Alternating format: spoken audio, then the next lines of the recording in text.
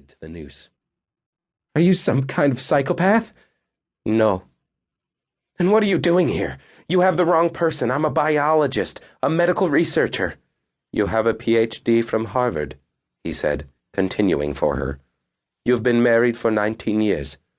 You have a 14-year-old son named Jonathan, whose piano recital you're missing as we speak."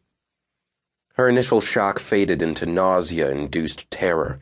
The room began to lose focus, and she put a still, greasy hand on the door jamb to steady herself. "Why would you want to hurt me? I don't do anything. I work during the week. On weekends, I stay around the house." "Everyone has enemies, Annette. And unfortunately, yours are wealthy and powerful enough to afford me." He stood, and her body tensed. Moving only her eyes, she followed him as he dragged her chair around the desk and placed it beneath the rope. "If you would be so kind," he said, motioning for her to climb up onto the chair. "No!" He nodded, unsurprised by her reluctance. "I'm going to explain something to you, and I need you to listen very carefully. I'm being paid extremely well to make your death look like a suicide." "This is insane," she blurted.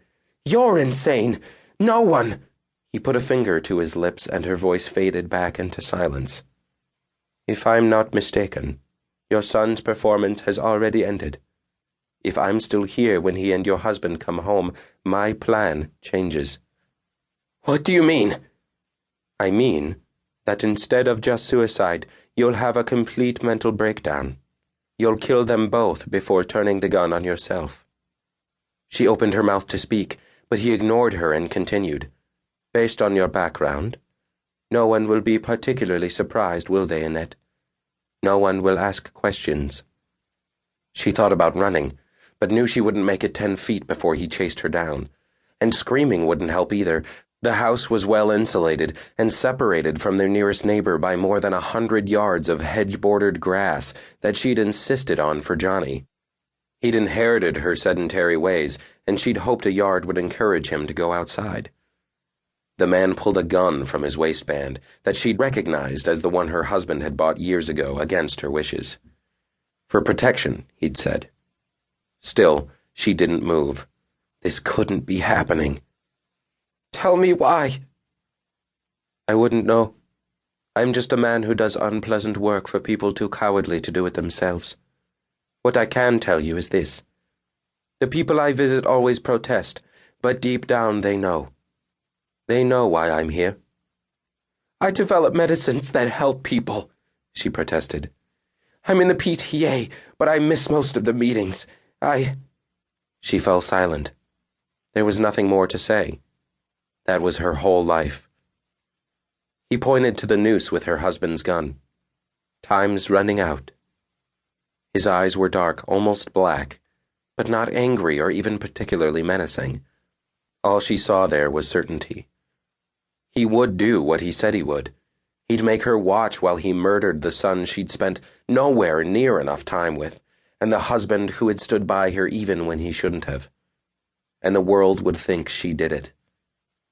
Annette took a shaky step forward, and the man held out a hand, helping to steady her as she climbed up onto the chair. The noose was now directly in front of her face, and she found herself paralyzed. "I'm afraid." "It'll be over soon," he said serenely. "How do I know you won't hurt them?" "Why would I?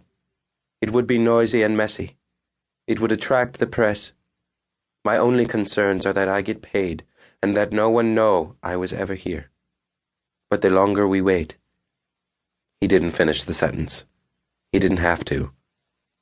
She put the noose around her neck, and he reached up, tightening it until the sensation of the rope against her skin overpowered the warm trickle of tears running down her cheeks.